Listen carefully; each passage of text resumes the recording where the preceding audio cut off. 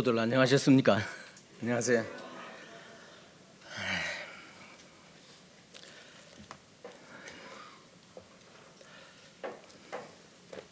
고린도후서 5장입니다.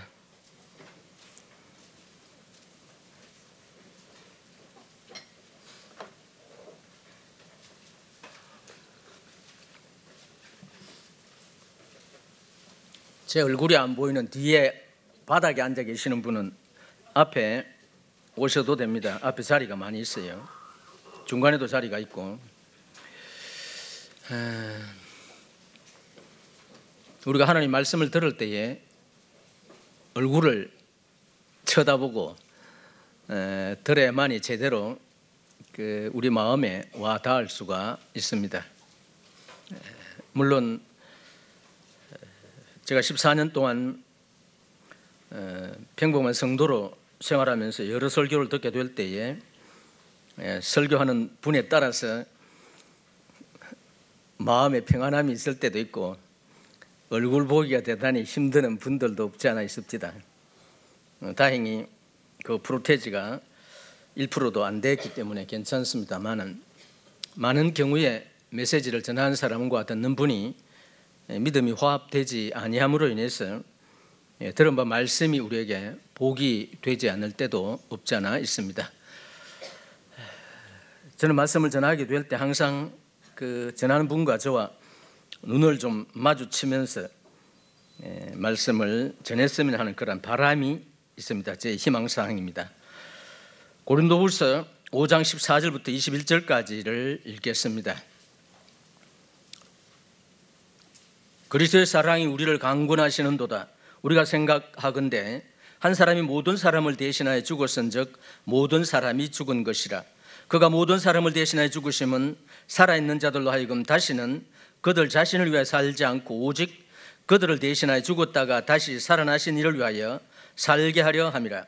그러므로 우리가 이제부터는 어떤 사람도 육신을 따라 알지 아니하노라. 비록 우리가 그리스도도 육신을 따라 알았으나 이제부터는 그같이 알지 아니하노라. 그런즉 누구든지 그리스도 안에 있으면 새로운 피조물이라. 이전 것은 지나갔으니 보라 새 것이 되었도다.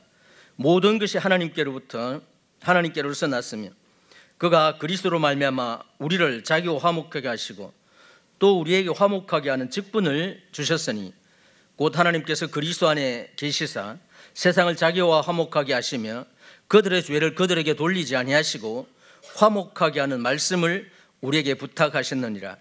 그러므로 우리가 그리스도를 대신하여 사신이 되어 하나님 우리를 통하여 너희를 권면하시는 같이 그리스도를 대신하여 간청하노니 너희는 하나님과 화목하라. 하나님이 죄를 알지도 못하신 이를 우리를 대신하여 죄로 삼으신 것은 우리로 하여금 그 안에서 하나님의 의가 되게 하려 하심이니라.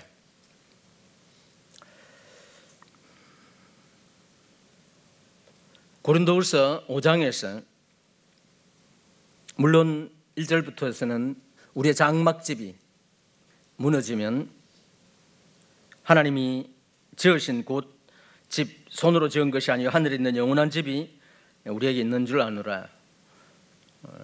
이 장막집이라는 것은 우리의 몸을 의미합니다.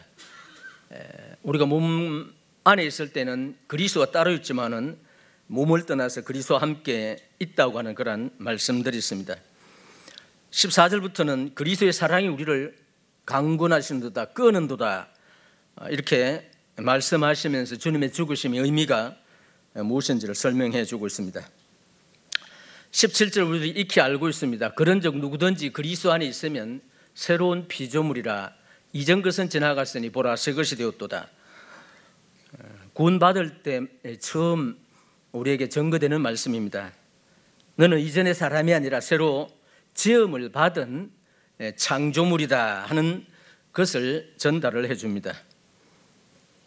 구원받기 이전이나 구원받고 난 이후나 여전히 이 만조는 이 만조인데 왜 새로운 피조물이라고 하는가? 내가 어떤 새로 지음을 흙으로 이기져서 지음을 받은 것도 아닌데 왜 이렇게 했었을까 하는 것을 생각하기도 합니다. 분명한 것은 우리가 그리스도 안에 있으면 새로운 피조물이다. 새로 지음을 받은 창조물이다. 이것은 마치 하나님께서 아담을 흙으로 빚어서 만드셔서 그 코에 하나님의 생기를 불어넣음으로 아담이 생명이 되었는데, 그와 같은 그 과정을 가리켜 창조물이다 이렇게 표현하는데, 우리들도 이제 그리스도 안에서 그와 같이 새로 지음을 받은 창조된 창조물이라는 것입니다. 이 말의 의미는 우리가 그리스도 안에 있기 이전에는 하나님과 전혀 상관이 없는 그러한 신분이라고 하는 사실을 우리에게 말씀해 주고 있습니다. 오늘 저는 이 말씀을 전하기 위해서 2달 이상 쭉 준비를 했습니다. 제가 연재해 온 지 벌써 10개월이 되었습니다. 세월은 참 빠릅니다. 어떤 분이 지난주 제가 메시지를 전할 때 제 표정을, 제 얼굴을 보니까 많이 힘이 없어 보인다고 하시더라고요. 전혀 그렇지는 않습니다. 그렇다고 제가 어떤 동정을 사기 위해서 그렇게 한 것도 아닌데, 보시는 분마다 다 다른 것 같습니다. 새로운 피조물, 새 사람, 옛 사람을 벗어버리고 새 사람을 입으라, 이와 같은 말씀들이 성경에 대단히 많이 나옵니다. 고린도전서 3장 1절에서 7절에 보면은 육신에 속한 자라고 하는 이 단어가 나옵니다. 이 육신에 속한 자의 특징이 뭐냐 하면은 너희 가운데 시기와 다툼과 분열이 있다. 구원받은 그리스도인이 여전히 육신에 속해 있으면, 새로운 피조물임에도 불구하고 그 신분에 맞지 않는 옛 성품을 가지고 있게 되면 이와 같은 시기와 다툼과 분열이 일어난다고 하는 것입니다. 우리가 잘 알고 있는 마태복음 7장 1절에서 5절까지 보면은 비판을 받지 아니하려거든 비판을 하지 말라. 누가복음 6장 37절에 보면은 비판하고 정죄하면 너도 동일하게 비판을 당하게 되고 정죄를 당하게 된다, 이런 말씀이 나옵니다. 그리고 로마서 14장 1절에서 4절까지 보면 우리가 알고 있는 대로 믿음이 연약한 자를 판단하거나 정죄하지 말라.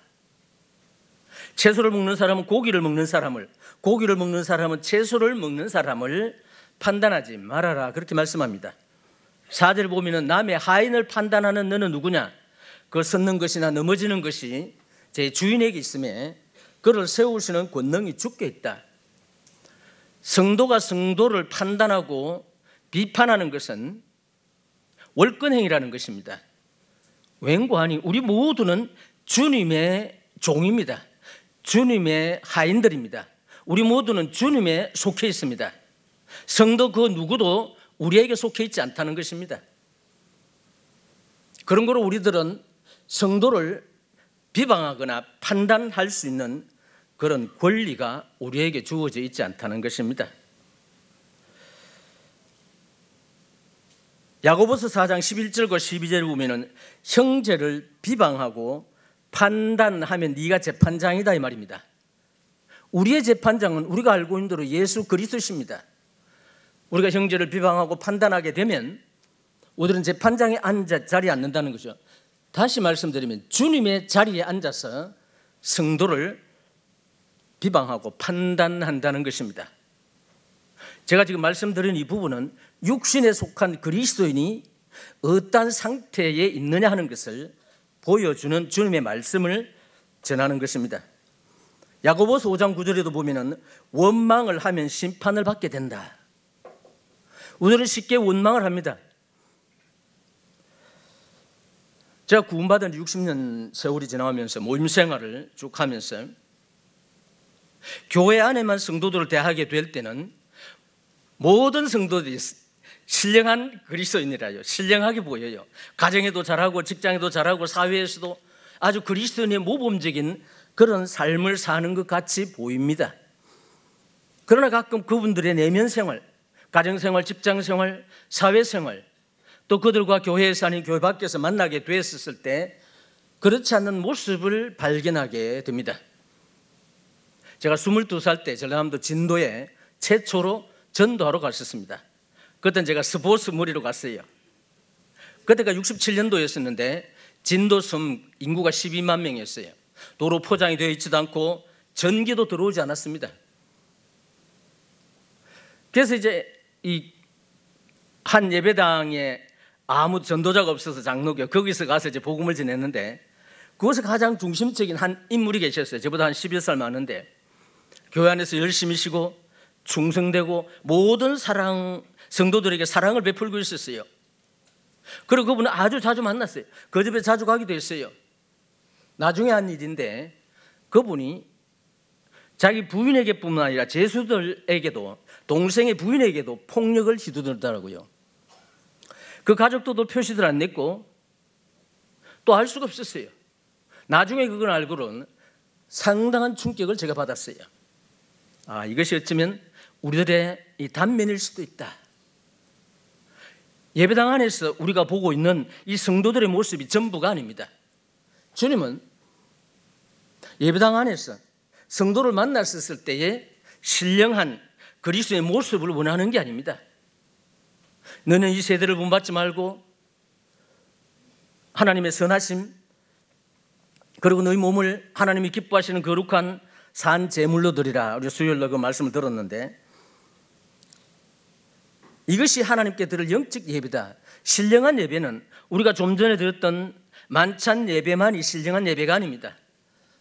우리들의 교회는 마치 그것만이 유일한 것이라고, 또 많은 성도들이 만찬 예배만 참석하고 말씀 시간에 집으로 가더라고요. 물론 말씀 전하는 분이 마음에 안 들어서 가는 건 이해가 됩니다. 제가 전한다는데도 가더라고요. 제가 지난주일에 목격을 했어요. 사실만을 말합니다. 이것은 우리의 올바른 자세가 아닙니다. 만찬만이 예배가 아니에요. 우리의 삶을 통해서 예배를 드리라는 것입니다. 성도를 만났을 때 아닙니다. 우리들의 가정에서, 집에서, 여러분들은 과연 가정에서 어떤 사람으로 가족에게 비춰지고 있습니까? 저는 아들과 딸이 있습니다. 그들은 과연 그 아버지를 어떻게 생각할 것인가 하는 것을 항상 생각합니다. 아버지라고 하는 대명사를 쓰게 될 때에 자녀를 위해서 존재한다면 저는 주님 안에서 그래도 자녀를 위해서 최선을 다해야 되겠다 하는 생각을 가졌어요. 가정에서나 교회에서나 제 모습이 이중성이 드러나지 않기를 항상 생각하고 살아왔던 것입니다. 모름지기 구원받은 그리스도인은 어떤 장소, 어떤 곳에 있든지, 사업체 속에 있든지 간에 그리스도인의 모습이 나타나야 되는 것입니다.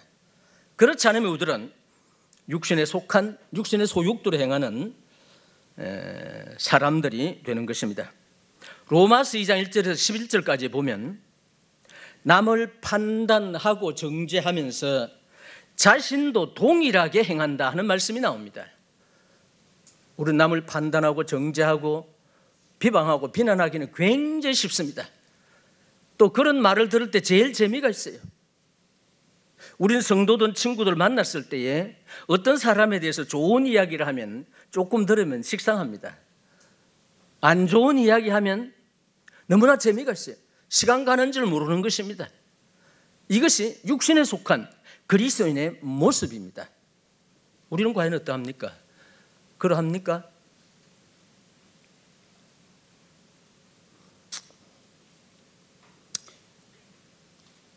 갈라디아서 5장 13절에서 조금 보겠습니다. 갈라디아서, 고린도후서 다음에 있습니다.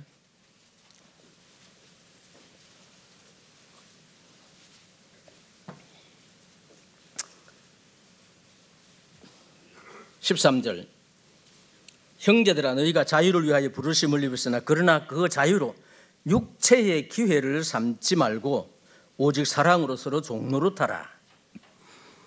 우리가 자유를 위해서 부르심을 받았으면 방종하지 말아라는 것입니다. 그 다음에 사랑으로 서로 종노릇하라는 것입니다. 누구의 종? 성도의 종노릇하라는 것입니다. 온 율법은 이웃 사랑하기를 네 자신같이 하라 하신 한 말씀이 이루어졌나니 만일 서로 물고 먹으면 피차 어떻게 한다고요? 멸망할까 조심하라. 우리가 성도를 물고 먹으면 상대방 성도가 멸망하는 것이 아닙니다. 우리 자신이 멸망한다는 주님의 말씀입니다. 저는 오늘 전하는 이 말씀은 제 스스로운 생각을 전하는 것이 아닙니다. 그냥 하나님의 말씀을 그대로 전달해 주는 것입니다. 16절에 내가 이르노니 너희는 성령을 따라 행하라. 그리하면 육체의 욕심을 이루지 아니하리라. 육체의 소욕은 성령을 거스르고 성령은 육체를 거스르니라니 이 둘이 서로 대적하므로 너희가 원하는 것을 하지 못하게 하려니라.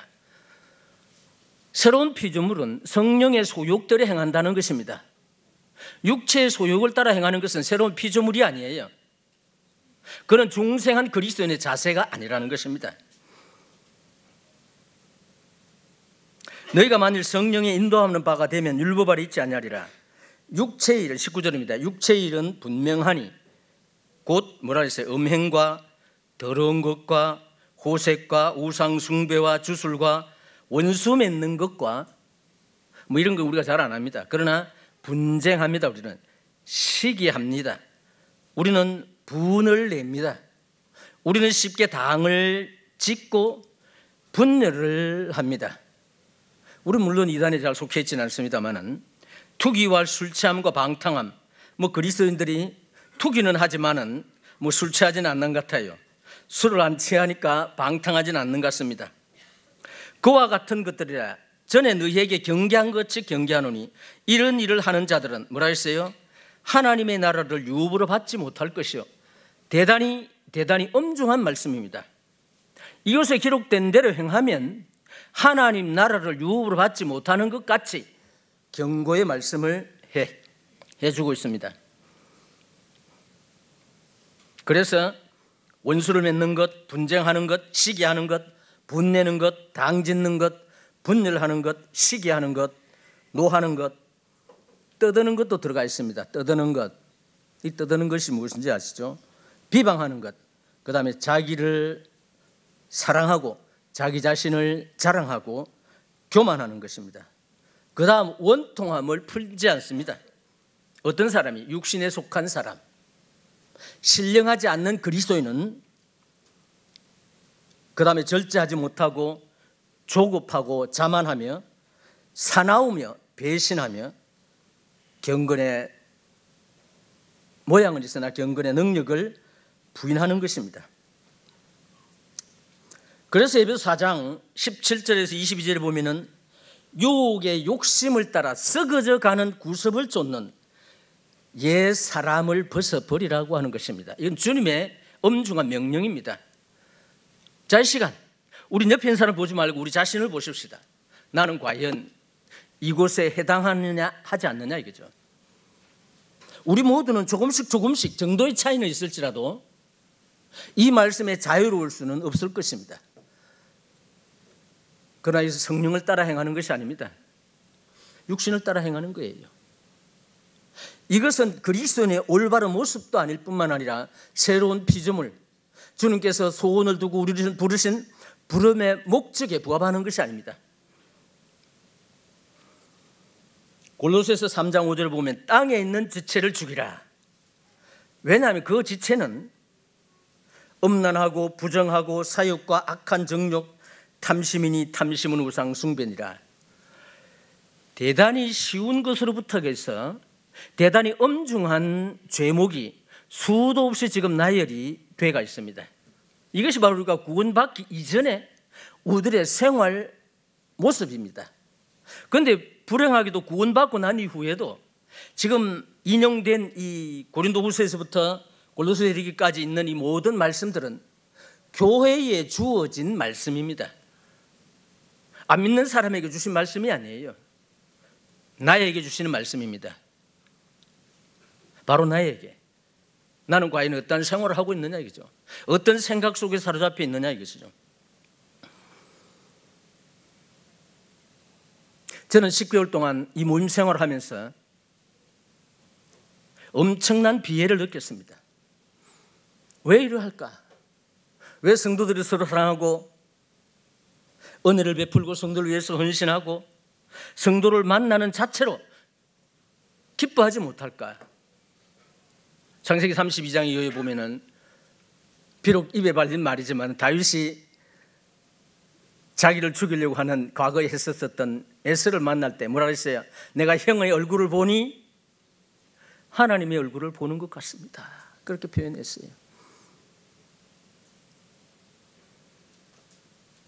눈에 보이는 형제를 사랑하지 아니하는 자는 뭐라 했어요? 보이지 않는 하나님을 사랑한다, 사랑하지 않는다? 사랑하지 않는다는 거예요.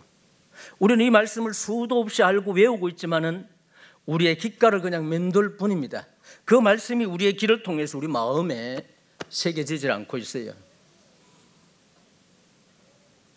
지금 옆에 있는 누구를 보라는 것이 아닙니다.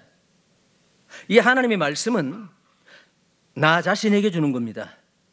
오늘 이 만조에게 주는 말씀이라요. 저라고 해서 예외가 아니다 이 말입니다.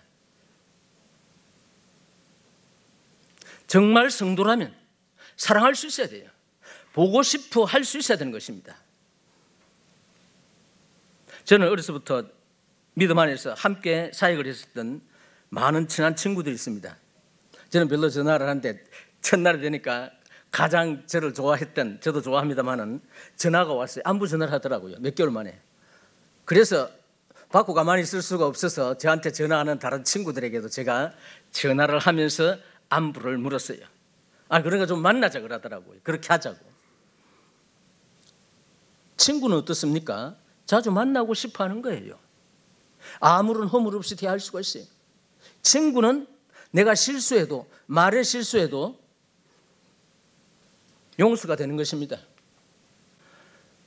다시 말씀드려서 우리들은 성도에 대해서 비방하거나 판단하거나 할 수 있는 권리가 없어요.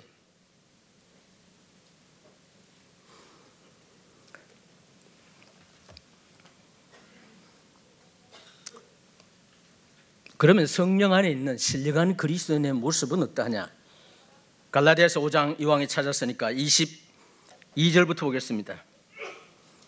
오직 성령의 열매는 뭐라 했어요? 우리가 잘 알고 있어요. 사랑과 희락과 화평과 오래 참음과 자비와 양성과 충성과 온유와 절제니 이 같은 것을 금지할 법이 없느니라.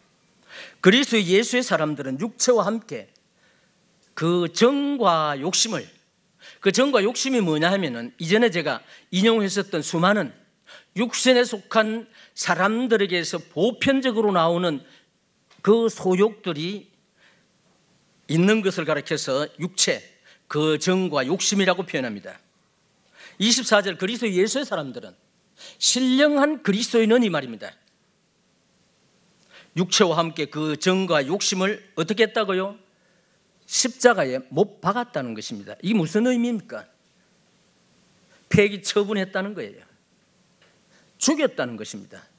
주님이 십자가에 죽으실 때에 주님 혼자만이 죽은 것으로 성경 기록되어 있습니다마는 로마서 6장에서 주님이 십자가에 죽으실 때에 우리 모든 인류도 하나님께서 우리 모두를 예수 그리스도의 몸 안으로 집어넣으셨다 그랬어요. 그걸 세례라고 하는 표현을 쓰고 있어요. 3절 이후로. 로마서 6장 3절 4절 이후는 우리가 받는 물세례를 의미하는 것이 아닙니다. 우리 모든 인류를 예수님의 몸 안에 집어넣어가지고 예수님이 죽을 때 우리도 죽고, 그렇죠? 예수님이 땅에 묻힐 때, 장사 지낸 바 되었을 때 우리 어떻게 했어요? 우리도 예수님과 함께 장사한 바 되었다는 것입니다. 자, 주님이 죽으실 때는 모든 죄인들을 위해서 죄의 몸으로 돌아가셨어요. 그러나 죽은 자 가운데 다시 부활하실 때는 죄인의 신분입니까? 아닙니다. 원래의 주님의 신분으로 부활하신 것입니다. 그런데 놀라운 것은 주님이 부활하실 때에 우리와 함께 죽으셨을 뿐만 아니라 우리들도 부활하게 되는 그 부활의 몸에 참여가 된 것입니다. 그런 걸로 침례란 우리가 주님 몸 안에 들어가서 주님과 함께 죽을 때 우리도 죽고 묻힐 때 함께 묻히고 그 다음 부활할 때 우리도 함께 부활했다는 겁니다. 우리는 구원받은 성도들에게 세례를 베풉니다마는 그 세례는 이와 같은 현상이 2000년 전에 십자가에 이루어진 것을 현재 우리 몸으로 그것을 시연하는 것입니다. 물에 잠기게 될 때 왜 잠기느냐? 내 옛사람이 죽었기 때문에 물에 장사 지내는 거예요. 침례는 장사 지내는 것입니다. 그래서 물에 잠겼다가 어떻게 합니까? 다시 이렇게 세워요. 왜? 이제는 옛 사람을 장사 지냈으니까 새로운 사람으로, 그 새로운 사람이 예수 그리스도와 동등한 신분으로 부활하게 되었다는 것입니다. 로마서를 통해서 우리의 신분과 상태에 대해서 많은 분들이 지금도 혼돈하고 계시는 분이 있어요. 우리들은 예수 그리스도로 말미암아 의롭다함을 받았습니다. 하나님의 자녀입니다. 영원한 생명을 가지고 있어요. 이거는 불변하는 것입니다. 주님께서도 친히 요한복음 10장에서 내가 너희에게 영생을 주노니 뭐라고요? 영원히 멸망할 터이다 멸망치 아니하는다 그랬어요. 저희를 주신 내 아버지는 만유보다 크심에 아무도 아버지 손에 빼앗을 수 없다. 주님이 우리에게 영원한 생명을 주시고 주님이 우리를 하나님의 자녀로 삼으심은 우리 모든 구원받은 성도들을 에베소서에서는 이미 하늘에 안침바 되었다 그랬어요. 우리 이 땅에 살고 있는데 우리의 신분은 이미 예수 그리스도와 함께 하늘에 안침바 되었다 그랬어요. 예수님께서 우리 모두가 하나님의 손안에 잡힌 바 되었다 그랬어요. 누가 빼앗을 수 있다? 불가능하다는 겁니다. 그런 거로 우리 영생이라든지 우리가 하나님으로부터 의롭다함을 받은 이 신분은 변함이 없어요. 이것이 신약계의 원리를 행하는 모든 지역 교회들에서 전하고 있는 성경에 말씀하고 있는 기본적인 진리입니다. 우리의 상태는 그렇지 않을 수 있어요. 우리의 상태는 육신의 소욕들을 행하는 성도가 있다고 하는 것입니다. 이스라엘 백성들이 애굽에서 유월절과 홍해, 그걸 침례라고 표현했죠. 그것을 통해서 구원받아 광야에 왔지만은 그들은 정상적으로 하나님을 섬기는 삶을 살지를 못했어요. 그래서 광야에서 그들은 모두가 죽었습니다. 그들이 염원하는 가나안 땅에 들어갈 수가 없었어요. 저는 어제 신명기 마지막 부분을 읽었어요. 모세가 너보산에 올라갔어요.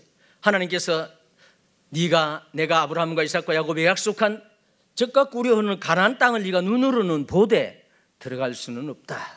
왜냐하면 머리와 물가에서 네가 하나님의 거룩함을 나타내지 않았다. 모세는 하나님의 사람입니다. 흠이 없는 분이라요. 그러나 잠시 분을 참지 못했어요. 그리고 반석을 명하여 물을 내라 했었을 때 이 패역한 무리들아, 내가 이 반석을 쳐서 너에게 물을 주라 하고 두 번 내려쳤습니다. 하나님이 진노하셨어요. 그래서 결국은 모세 또 아론은 가나안 땅에 들어가지 못했어요. 그의 후계자 여호수아를 통해서 20세 이상은 다 죽고 20세 미만이었던 자들이 이제 자라서 성인이 되어서 요단강을 건너서 가나안에 들어갔습니다. 여호수아서의 가나안의 특징이 하나 있습니다. 그것은 아간의 범죄를 제외하고는 계속해서 그들은 전쟁에서 승리, 연성을 하는 것입니다. 전쟁을 하면 승리를 하게 되었어요. 왜? 그들은 하나님의 말씀에 온전히 순종했기 때문입니다. 그것을 가리켜서 우리는 신령한 그리스도의 삶이다. 광야세계는 육신적인 그리스도의 삶, 육신의 소욕대로 행하는 그리스도의 삶의 특징이 광야 40년을 통해서 우리에게 보여주고 있습니다. 그래서 어떤 분들이 맨 마지막에 여호수아서에 여호수아를 통해서 제사장이 붓개를 메고 언덕에 넘치고 있는 요단강에 들어가라 그랬습니다.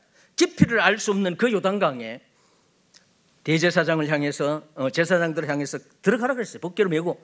어떻게 했어요? 그들이 믿음으로 깊이를 알 수 없는 그 요단강, 왜냐하면 그때 당시에 강물이 언덕에 넘치고 있었기 때문입니다. 발을 들여놓자마자 요단강물이 어떻게 됐어요? 멀리 아담읍 변방에 쌓이고 사해로 내려가는 물은 급속하게 내려가므로 전후 좌우의 이스라엘 백성들은 요단강물을 볼 수가 없었어요. 그래서 마른 땅으로 요단강을 건넜습니다. 도대체 이 요단강은 무엇일까? 많은 그리스도인들이, 많은 성경학자들이 이해하고 있는 대로 이것은 또 하나의 우리들의 죽음이다. 무슨 죽음이냐? 자아의 죽음이다. 우리 옛사람이 처리됐다는 것을 실제로 받아들이라는 것입니다. 믿음으로. 우리는 기가 너무 살아있어요. 우린 육신이 너무 강합니다. 우리는 성질도 강합니다. 저도 그래요. 저도 아내와 싸웁니다. 제가 뭐 아내한테 극진히 잘하지만은 의견 충돌로 싸웁니다. 저희도 그건 소욕이 있다 이 말입니다. 우리는 어떻게 해야 되겠어요? 이것을 처복종시켜야 되는 것입니다. 무엇으로? 성령에. 성령에 인도하는 바가 되면 육신의 소욕을 따르지 않을 수 있다고 하는 것입니다. 그래서 그리스도 예수의 사람은 육체와 함께 그 정과 욕심을 십자가에 못 박았다는 것을 믿으라고 하는 것입니다. 이걸 인정하라는 것입니다. 우리가 다시 무덤 속으로 들어갈 수 있는 게 아니에요. 이미 2000년 전에 이루어진 실제적인 상황입니다. 이것을 이제 내 것으로 받아들이라는 겁니다. 분노가 나옵니까? 비판하는 마음이 나옵니까? 그건 이미 처리됐다는 것을 인정하라는 거예요. 어떤 성도가 강가에서 나는 죽었다 자꾸 하다 보니까 영어로 이제 했다는 거예요. 제가 영어를 모르니까 인용은 안 하겠어요. 그러니까 한참 가다 보니까 나는 죽었다 하는 나가 살아있더랍니다. 죽었는데 죽었다고 하니까 나는 죽었다 하는 자기가 살아있다는 거예요. 그렇게 체면 걸 필요가 없어요. 이미 2000년 전에 우리의 모든 육체와 함께 그 정과 욕심은 십자가에 못 박아서 장사 지낸 바 되었습니다. 주님이 부활할 때 새로운 신분으로 새로운 피조물로 부활하게 되었다는 거예요. 이것이 바로 성경에서 말씀하고 있는 신령한 그리스도인의 삶입니다. 에베소 4장 23절에 보면 너희 심령이 새롭게 되어 하나님을 따라 의와 진리의 거룩함으로 새 사람을 입으라. 새 사람을 입으라는 게 언제? 매일의 생활 속에서요. 이 새 사람은 이전에 우리가 언급됐었던 육신에 속한 아주 미숙한 그런 모습이 아니라는 겁니다. 에베소 4장 25절을 보면 거짓을 버리고 이웃과 참된 것을 말하라. 우리는 거짓말이라고 하는 이 부분에 대해서 상당히 많이 어려움을 당합니다. 아무 것이 거짓말 잘하더라. 그러면 그 사람은 전혀 거짓말 안 합니까?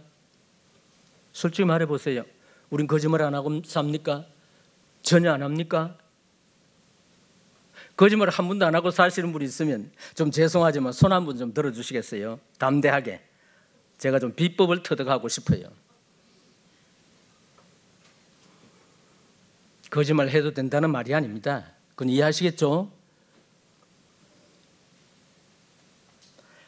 4장 29절에 보면은 더러운 말은 너희 입 밖에도 내지 말고 덕을 세우는 대로 소용되는 대로 듣는 자들에게 뭐라고요? 은혜를 끼치게 하라. 그리스도인들의 말은 모름지기 어떤 말을 하든지 간에 듣는 자에게 은혜가 되라는 거예요. 덕을 끼치라는 것입니다. 여기 더러운 말이 무슨 말인지 압니까? 남을 비방하는 말입니다. 판단하는 말이에요. 비판하는 말입니다. 욕하는 말이라요. 남을 모해하는 말입니다. 이런 것들은 성경에 더러운 말이라고 표현하는 거예요. 아무리 좋은 음식이라도 시궁창에 들어가 있는 것을 건져서 먹지는 않습니다. 왜냐하면 그것이 더럽기 때문입니다. 그래서 에베소 4장 31절과 32절에 너희는 모든 악독과 노함과 분냄과 떠드는 것과 비방하는 것을 모든 악의와 함께 버리고 그 다음에 서로 친절하게 하며 불쌍히 여기며 서로 용서하기를 하나님이 그리스도 안에서 너희를 용서하심같이 하라. 용서에 대해서 개념을 좀 말씀드리겠습니다. 베드로가 주님 어떤 형제가 내게 잘못을 했는데 7번 정도는 제가 용서해 줄까 하여 물었어요. 베드로는 이 말을 자기 스승 주님에게 말했을 때는 그래 네 하루입니다. 7번 잘못하고 7번 네게 와서 용서를 빌면 용서해 주라는 거예요. 우리나라 말에는 하루에 몇 번 용서해 줍니까? 최고 잘해주면 3번 해줍니다. 그렇죠? 3번은 용서해 주겠다. 그 베드로는 아주 대단한 분입니다. 주님의 대답은 어떠하셨어요? 70번에 7번이라도 용서해 주라는 거예요. 77이 49, 490번. 아무리 이해관계가 있는 성도일지라도 어떤 사람에게 하루에 490번 잘못합니까? 안 합니까? 그거는 불가능합니다. 어쩌면 1년 내내 살아도 어떤 한 사람에게 그렇게 잘못을 범하지는 않을 것입니다. 우리 주님의 용서의 기준입니다. 그 무슨 말입니까? 기준이 없다는 거예요. 한계가 없다는 겁니다. 무조건 용서하라는 겁니다.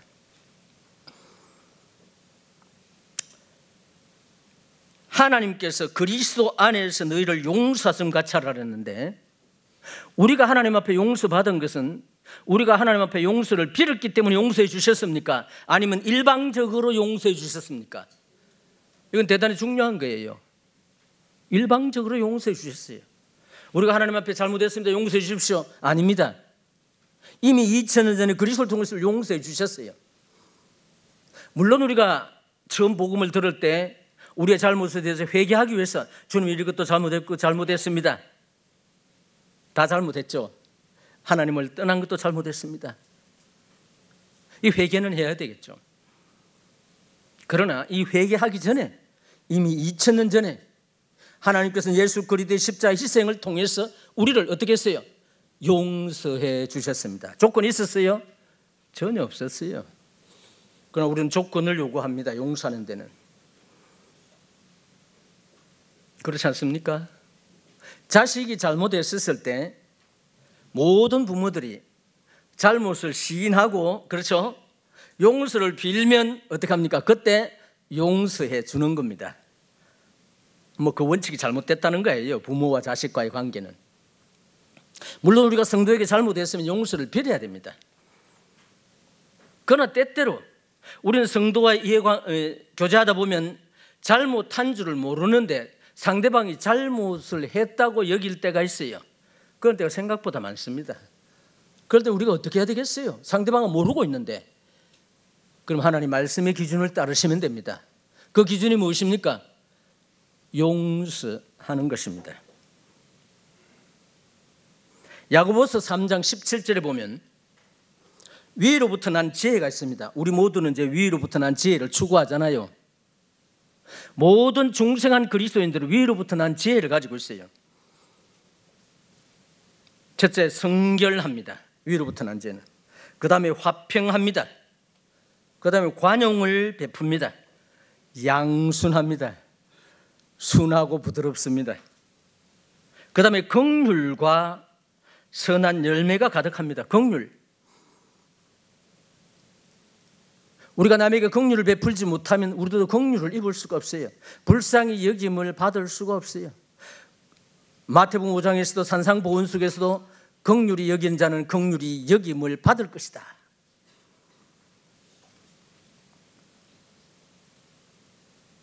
선한 열매가 가득하고 편견과 거짓이 없나니 화평하게 하는 자는 화평으로 심는다 그랬어요. 고린도서 1장 30절에 보면 예수는 우리에게 하나님께로부터 나와서 우리에게 지혜와 의로움과 거룩함과 구속함이 되셨다 그랬어요. 의로운 행동입니다. 남에게 의를 베푸는 거예요. 마태복음 11장 28절에 수고하고 무거운 짐진 자들아 다 내게로 오라. 내가 너희를 쉬게 하리라. 나는 마음이 온유하고 겸손하니 나의 멍에를 메고 내게 배우라. 그러면 너희 마음이 뭐라고요? 쉼을 얻으리라. 이는 내 멍에는 쉽고 내 짐은 가볍다. 온유한 심령과 겸손함이 없으면 우리가 그리스도 안에서 쉼과 축복을 누릴 수가 없어요. 이것이 바로 새로운 피조물, 새로운 사람, 신령한 그리스도인이 가지고 있는 덕목입니다. 이것이 없으면 우리는 정상적인 그리스도인의 생활을 할 수가 없어요. 겉으로 그리스도인 척 할 수는 있을 것입니다. 창세기 45장에서 50장까지 보면 우리는 요셉이 그 형들을 어떻게 하는지를 보게 됩니다. 요셉은 우리가 알고 있는 대로 야곱의 12아들 중에 특별히 야곱이 사랑했던 라헬입니까? 라헬의 첫 번째 아들 요셉. 너무너무 사랑했습니다. 야곱이 너무 사랑하다 보니까 형들의 질투를 받아서 성경에 기록은 최초로 인신매매, 그것도 이방인에게 팔리게 되는 것입니다. 죽이려고 하다가 동생을 차마 죽일 수가 있겠나? 차라리 팔아버리자. 어디로? 이방 상인에게. 그러면 다시는 돌아올 수 없는 것으로 팔아버린 거예요. 애굽에 가서 17세에 팔려가지고 30세 이 바로의 꿈을 해석하기 위해서 섰을 때까지 17년이라는 긴 세월 동안 노예 생활했고 감옥에서 2년 이상을 생활했어요. 유일하게 요셉의 생애는 전혀 허물이 없습니다. 그 자기를 팔았던 그 형들을 만났을 때에 도대체 형들은 마음을 뉘우치고 있는가 해서 두 분 테스트를 했죠. 어땠어요? 통과했어요. 이 형들도 나이가 많다 보니까 동생에 대한 팔아먹은 것에 대한 그런 것이 있었겠죠. 그래서 자기 신분을 밝혔어요. 형들이 깜짝 놀랐죠. 표현한다고 화들짝 놀란 거예요. 아이고 이게 웬일이냐 이라. 자기들이 양식을 사러 간 애굽에 총리로 있던 사람이 바로 자기들이 팔아먹은 자기 동생이라요. 요셉이 유명한 말을 했습니다. 형님들, 나를 이 애굽에 팔았으므로 두려워하지 마십시오. 나를 이 애굽에 보낸 것은 누가 보냈다고요? 하나님이 보내신 것입니다. 왜? 우리의 가족을 구원하기 위해서요. 이게 요셉의 심령에 있었어요. 요셉이 17세 때 두 개의 꿈을 꾸고 형들에게 이야기해 줄 때 이미 요셉은 그 꿈의 결과를 알고 있었어요. 왜냐하면 그는 꿈은 해석을 잘했기 때문입니다. 그 꿈이 있기 때문에 형들이 팔았을지라도 노예 생활을 했을지라도 모함을 받아서 감옥에 갇혔을지라도 불평하거나 불만하지 않았어요. 오히려 그가 하나님과 함께 하심으로, 노예로 있을 때 함께 하심으로 어떻게 됐다고요? 형통하게 됐더라. 감옥에 갇혔을 때도 하나님이 함께 하시면 어떻게 됐다고요? 형통했더라. 그 감옥은 현재 유명한 분들이 가 있는 그 감옥이 아닙니다. 지하 감옥일 겁니다. 빛도 들어오지 않습니다. 사람으로서 결코 견딜 수 없는 최악의 상황, 그곳에 생활했어요. 요셉은 어떻게 했어요? 요셉은 꿈을 믿고 있었어요. 언젠가는 내가 형들을 구원하고 가족들을 구원하리라. 그 다음에 50장에 가서 야곱이 죽고 나서 장사를 지내고 형들이 돌아왔어요.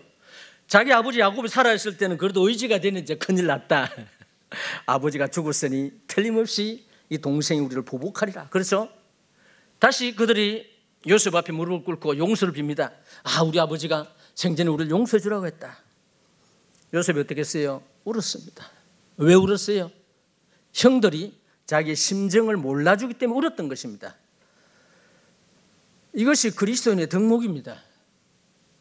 이것이 신령한 그리스도인들의 모습입니다. 동의하십니까? 동의가 잘 안 되는가 보네요. 이 덕목을 닮아 가십시다. 기도하시겠습니다. 하나님 아버지, 오늘 주신 말씀이 제 개인의 말이 아닌 하나님의 말씀인 것에 대해서 감사를 드립니다.